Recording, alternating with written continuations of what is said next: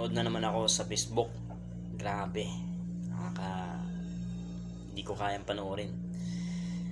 Isa na naman kabayan na may kasalanan, nakaw sa Iloco, sa bayan ng Bicol. Pinagtulungan. Nagnanakaw lang. Nagbubugbog, pinagsisipa, pinagpapalo.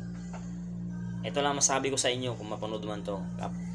Sa kamag-anak mo, sa kamag-anak ko ginawa mo, babalik ta rin kita. Papakulong kita. Hahamunin pa kita. One on one. Tayong dalawa lang. Para malaman mo. Pinagtulungan nyo nang walang magawa ang tao. Kawawa ang ginawa nyo. Hindi tama ang ginawa nyo, Kap. Maling-maling ginawa mo. Ikulong mo kung may kasalanan. Ganyan gagawin nyo kung buhay ang ginawa. Mali yung ginawa mo, Kap. Dapat sa'yo masibak sa pwesto.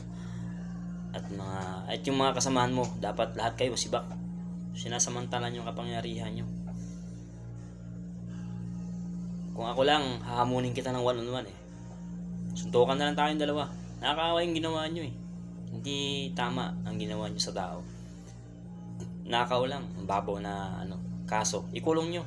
Huwag nyo pasaktan ng tao. No? Ako wala akong pero kasalanan naman ng tao. Pero hindi dapat ganun ang ginawa nyo. Na paluin nyo, bugbugin nyo, kawa. Kulong nyo lang.